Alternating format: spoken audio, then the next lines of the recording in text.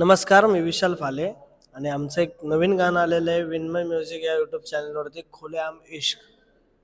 नमस्कार, मी तृप्ती राणे. विन्मय म्युझिकवरती एक नवीन नुकतंच एक छान असं गाणं आलेलं आहे, खुलेआम इश्क, ज्याला भरभरून प्रेम मिळतंय. So thank you so much. आणि जे गाणं आता ट्रेंडसुद्धा करते. गाण्याची सुरुवात म्हणायला गेलं तर आम्हाला सगळ्यात पहिल्यांदा जे प्रोड्युसर आहेत आमचे निलेश दादा, त्यांनी आम्हाला मेसेज केला होता की हे गाण्याचे लिरिक्स आहेत आणि आम्हाला वाटतंय की तुम्हीच दोघं ह्या गाण्यासाठी जाऊ शकता, तर तुम्ही करू शकता का हे गाणं आमचं. तर आम्ही म्हणलो का नाही करू शकत, 100% करू शकतो. तर अशी प्रोसेस होती या गाण्याची. आणि जसं जसं आमचं प्लॅन पुढं पुढं होत गेला तसं तसे गाणं गाणं करण्यासाठी इंटरेस्ट अजून वाढत गेला. हे गाणं नाशिकमध्ये शूट झालं आहे, त्र्यंबकेश्वर या गावामध्ये मंदिरापाशी शूट झालेलं आहे. तर त्यासाठी खरंच आमचं भाग्य की तिथं आम्ही हे गाणं शूट करू शकतो. खूप सुंदर रिस्पॉन्स होता, बिकॉज गावरान गाणी करायला आम्हाला दोघांना पर्सनली खूप जास्त आवडतात. आणि ज्याचे लिरिक्स असे खूप मराठमोळे आणि अगदीच मनाला लागणारे असे लिरिक्स होते ह्या गाण्याचे. त्याच्यामुळे या गाण्याबद्दल तर खूप भारी फिलिंग्स होत्या आधीपासूनच. आणि जसं आमचं इश्क आहे खुलेआम, तसंच गाण्याचं टायटल असल्यामुळे खूप आवडलं होतं. नाही, आतापर्यंत जी गाणी आलेली आहेत ते निलेश दादाकडनंच आलेले आहेत. सगळ्यात पहिलं आमचं विन्मय म्युझिकवरती जिनं सजले हे गाणं होतं. आणि चहा हे गाणं निलेश दादाने खास माझ्यासाठी बनवलं होतं, कारण त्याला माहित होतं की मला चहा खूप आवडतो. Yes. त्यांनी मला जिनं सजल्याच्या सेटवरती मला बोलला होता की तुझ्यासाठी मी एक चहावरती गाणं बनवणार नक्की. आणि त्याने ते बनवलं पण आणि ते शूट पण केलं. त्याला लोकांनी भरभरून प्रेम पण दिलं. त्याच्यानंतर मला हे गाणं पाठवलं त्याने, खुलेआम इश्क. म्हणून असे हे 3 गाणे आहेत. आणि विन्मय म्युझिक हे आता माझं असं वाटतं की हे माझं घरचं प्रोडक्शन आहे. प्रोडक्शन आहे. असं वाटायला लागलं की हे आमचंच आहे भाई, आम्ही स्वतःच म्हणू शकतो की आता हे मी करणार आहे, हे मी करणार आहे. तर अशी एक बॉन्डिंग आहे आमची विन्मय म्युझिक बरोबर. येस.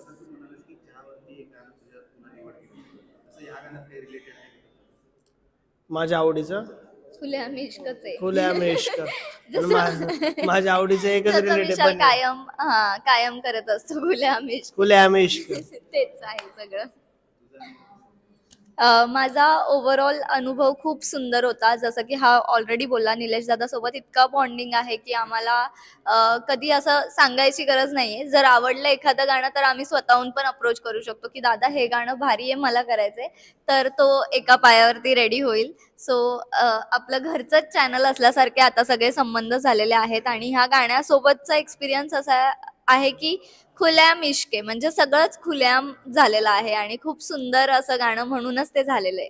तर खरं आमचे घरचेच ऍडव्हान्स झालेत आमच्यापेक्षा. म्हणजे त्यांना अजून आमच्याकडनं अपेक्षा अजून वाढल्यात की आता समजा हे गाणं खूप छान झालं ना, तर पुढचं गाणं ह्याच्यापेक्षा त्यांना भारीच पाहिजे, अशा आमच्या घरच्यांच्या अपेक्षा झालेल्या आहेत. म्हणजे घरच्यांना तर प्रत्येक गाणं बघून आनंद नाही होत. आता ते घरचे पण जज करायला लागलेत, ह्या गाण्यात तू काही जरा थोडंसं असं असं झालंय बरं का. मग काही गाणं चांगलं ना, हे गाणं खूप छान झालं, अशी गाणी करत जा. घरचेच आम्हाला आता सजेशन द्यायला लागलं. आणि प्रत्येक गाण्यानंतर असं असतं की आमची एक्साइटमेंट एका लेवल नंतर कमी होते, पण घरच्यांची नाही होत. सो प्रत्येक गाण्याला घरचे लोक कायम कमेंट्स करतात किंवा फोन करून सांगतात की कसं झालंय नक्की गाणं, तुम्ही काय केलंय, तुम्ही कसं करायला हवं होतं. त्याच्यामुळे घरच्यांचं तर काही विषयच नाहीये, त्यांना सगळी गाणी आवडतात सुद्धा सगळ्यांचीच. त्यांना जास्त करून आता बघा, बनीच आणि माझी गाणी खूप येतात आता सध्याला. याच वर्षात आता हे दुसरं गाणं असेल, चहा नंतर हे गाणं दोघांचं सोबत आहे. Yes. खुलेआम आणि एकच लेवल खाली हे गाणं आहे. तर लोकांची हीच प्रतिक्रिया असते, एक गाणं रिलीज झालं तरी दादा तुमचं गाणं कधी येणार आहे येणार जोडीचं परत. ऍक्च्युली. हे सारखं एकच प्रश्न असतो, तुमचं गाणं परत कधी येणार आहे, तुमचं गाणं. म्हणजे त्यांना कितीही दाखवा तरी त्यांना कमीच कमी. वाटतं. हो. हे लोकांचं प्रेमच मानता येईल की ऍक्च्युली आता ऑडियन्स पण आमच्याकडनं खूप नवीन नवीन गोष्टी एक्सपेक्ट करायला लागलेत की ह्यांनी आता हे न करता हे करावं, हे कॅरेक्टर करावं, ते कॅरेक्टर करावं. अशी कधी कधी ते लोक मागणी पण करतात, कमेंट्स येतात भरपूर साऱ्या. सो त्याच्यावरनं आम्हाला पण आयडिया येते की आम्ही काय केलं पाहिजे किंवा लोकांना काय आवडतंय याची. पण लोकच खूप सजेशन देतात की हो. तू हे कर ते कर. अजून लोक जसं तुम्ही म्हणले की लोकांच्या प्रतिक्रिया तेच कमेंट करतात की परत नवीन गाणं कधी येणार आहे, परत नवीन. हो. म्हणजे कधी कधी असं होतं गाणं रिलीज झालं त्याच दिवशी त्याच गाण्याचे खाली कमेंट्स असतात, पुढचं गाणं कधी येणार? आणि माझं मत खुल्या हे तर बघा अगोदर. आणि खुल्याम इश्क वरती तर भरपूर पॉझिटिव्ह कमेंट्स होत्या, एक पण निगेटिव्ह नव्हती. आणि ही खूप चांगली गोष्ट आहे की सगळ्यांना ते गाणं आवडलं, सगळ्यांपर्यंत ते पोहोचलंय. So thank you so much for that. तर खूप काय काय करायला आवडत आम्हाला, जसं की मूवी आम्ही करायला नेक्स्ट आवडत, ह्याच्यात सिरियल करायला केलेलंच आहे. आवडत. हा? नेक्स्ट ह्याच्यात नवीन ट्राय काहीतरी हो, केलेलंच आहे. नेक्स्ट गाण्यामध्ये तर आम्ही आमचे लुक चेंज आहेत, सगळं चेंज आहेत. हो, तर आता ते लवकरच येईल तुमच्या भेटीला. आणि इवन आत्ताचा हा जो लुक दिसतोय तुम्हाला आजचा, त्याच्यावरती पण वर्क चालू नाही, आहे. गाणंच आहे. पण माझी स्वतःची पर्सनल अपेक्षा आहे की आमच्या दोघांनी म्हणजे बनी आणि मी, आम्ही दोघं मिळून ॲज एक लीड मध्ये एखादी वेब सिरीज तरी केली पाहिजे किंवा मूवी तरी, हो, नाही तर एक हो. सिरियल तरी केली पाहिजे. पण ॲज अ लीड मध्ये आमची जी केमिस्ट्री आहे ही आम्हाला एक 5 मिनिटात नाही दाखवायची, खूप मोठ्या टाइमापर्यंत येस दाखवायची. येस, तर हाच विषय मेन.